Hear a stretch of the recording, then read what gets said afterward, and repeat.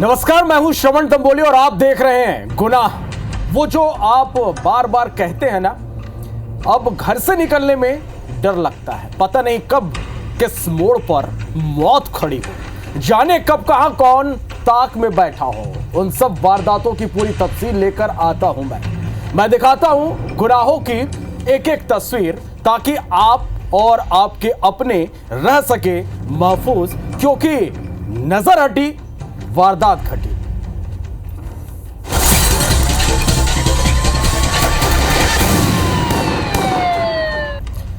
राजधानी रायपुर कहने को तो छत्तीसगढ़ की राजधानी है।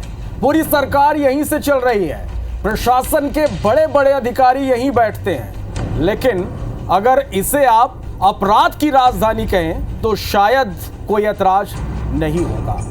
कल यानी 1 जनवरी को बिलासपुर रोड में एक लाश मिलती है, तो वहीं अगले ही दिन 2 जनवरी को घर में खून से लथपथ दूसरी लाश मिलने से पुलिस महकमे में हड़कंप मच जाता है। इस रिपोर्ट को आप देखिए।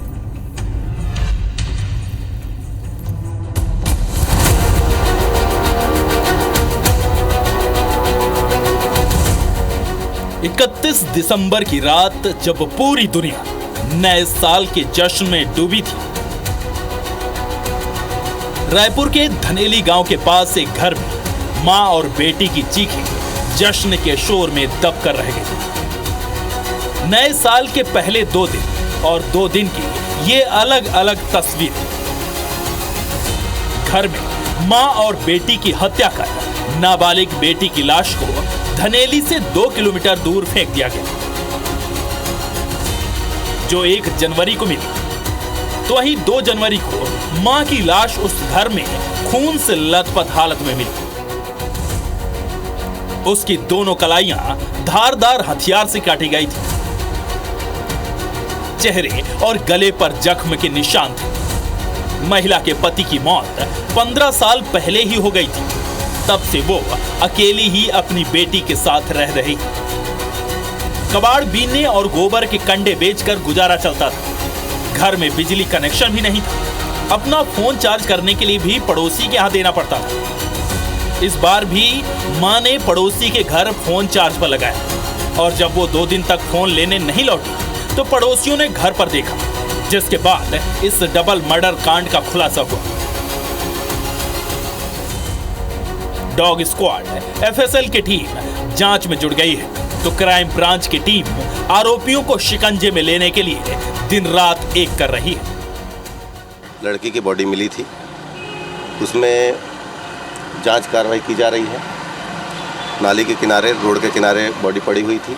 आज सिलतरा चौकी अंतर्गत धनेली के पास एक घर में एक महिला की बॉडी होने की सूचना मिली।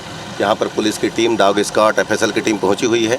ऐसा बताया जा रहा है कि जो महिला यहाँ पर जिसकी बॉडी मिली है, उसी की वो बच्ची है। कि लगभग उसी 2.5 दिन पहले ये हत्या हुई होगी। और वो जो था, कल जो बॉडी मिली थी वो सेकेंडरी क्राइम सीन था, यही प्राइमरी क्राइम सीन है। प्रथम दृष्टया अभी हम इतना ही पक्के तौर पे कह सकते हैं कि यही प्राइमरी क्राइम सीन है। ठीक है, अब हत्या के पीछे क्या मोटिव है, किसने किया, ये थोड़ा बहुत टेक्निकल एविडेंस से और आसपास के लोगों से बात करके ये जान पाएंगे।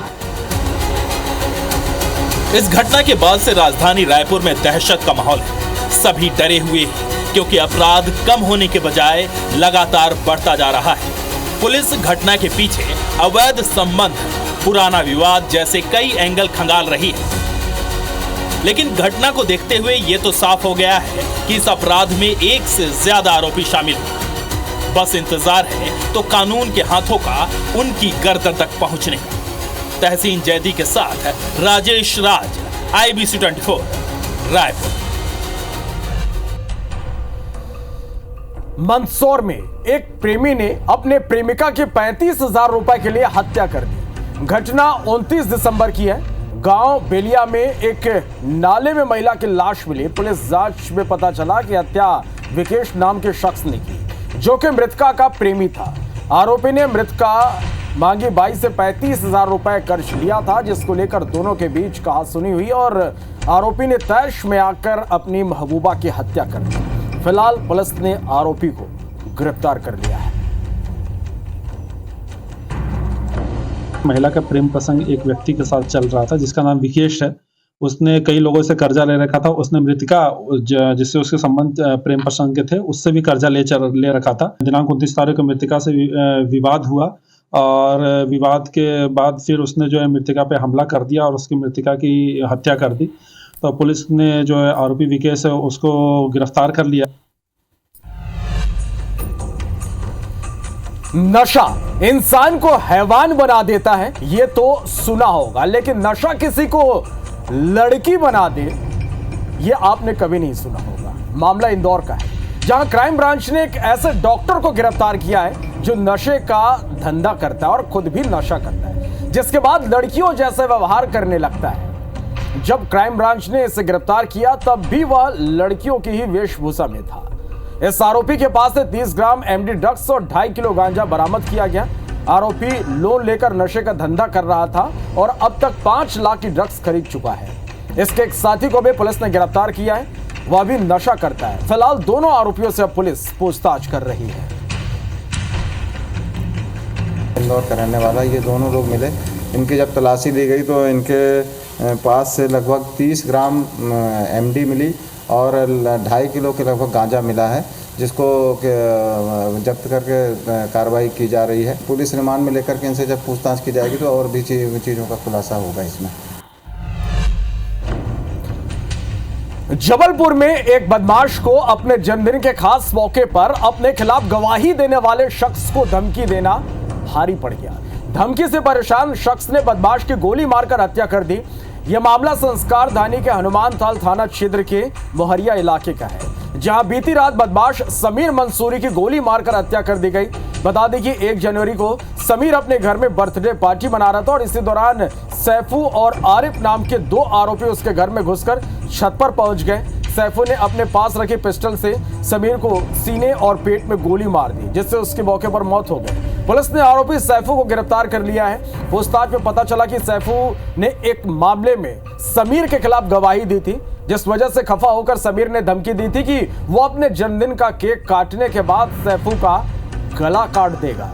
धमकी से परेशान होकर सैफू अपने दोस्त के साथ उसे मनाने पहुंचा था और बातचीत के दौरान जब विवाद बढ़ा तो सैफू ने अपने पास रखी पिस्टल से समीर पर फायरिंग कर दी, जिससे उसकी मौत हो गई। समीर मंसूरी का उस दिन जन्मदिन था, तो इसने बोला था कि आज मेरा जन्मदिन है और कि उसका गवाही का मरण दिन हो जाएगा।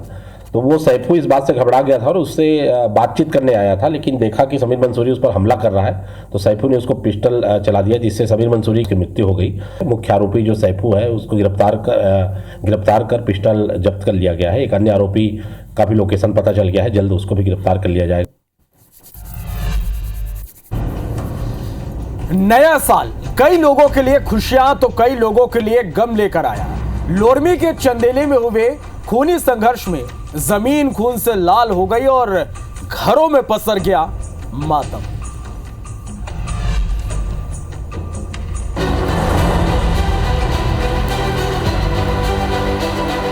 जमीन पर पड़े खून के धब्बे, मरचुरी में पड़ी 2 लाशें और तफ्तीश में जुटी पुलिस। ये नजारा है लोरमी के चंदेली गांव, जहां 1 जनवरी की रात हुए खूनी संघर्ष में 2 युवकों की जान चली गई। पुलिस के मुताबिक गणेश यादव और बेटा सुनील यादव नशे में धुत लोरमी मुंगेली मुख्य मार्ग पर पहुंचकर गाली गलौज कर रहे थे। इसी बीच शंकर राज उन्हें रोकने लगे तो आपस में विवाद खड़ा हो गया। दोनों पक्षों के लोग जुट गए, लाठी डंडे चले। मारपीट से दोनों पक्षों के लोग गंभीर रूप से घायल हो गए, जिनमें से सुनील यादव और शंकर राज गोंड की अस्पताल ले जाते वक्त मौत हो गई। चंदेली गांव में एक दुखद घटना घट गई।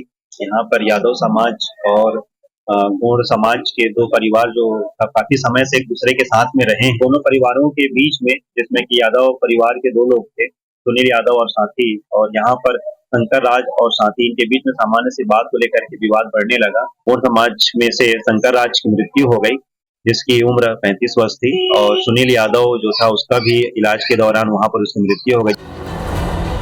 घटना के बाद से पूरे गांव में तनाव का माहौल है। दोनों समाज के लोग आक्रोशित हैं। गांव में पुलिस बल तैनात कर दी गई है। उसके पश्चात पुलिस ने संज्ञान लिया और विधिवत कार्रवाई पर प्रारंभ किया।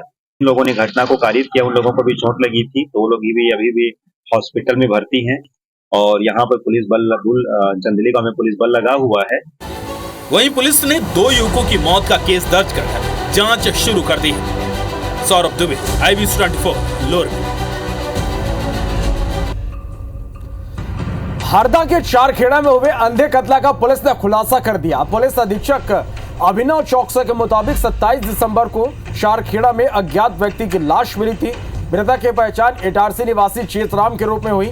चेतराम ट्रेन में वेंडर का काम करता था। 22 दिसंबर को वो अपने साथी जलील खान के साथ पठानकोट एक्सप्रेस से खंडवा से इटारसी जा रहा था। तभी हरदा रेलवे स्टेशन के आगे चारखेड़ा स्टेशन पर जब ट्रेन खड़ी हुई तो जलील ने रशीद खान और सुनील गौड़ के साथ मिलकर गला घोंटकर उसकी हत्या कर दी और शव को नाले में फेंक दिया। स्थानीय निवासियों ने पुलिस को नाले में लाश पड़ी होने की जानकारी दी।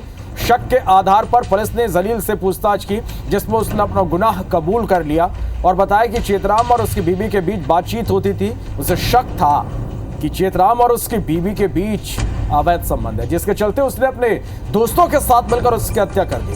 पुलिस ने तीनों आरोपियों को गिरफ्तार कर लिया और जेल भेज दिया।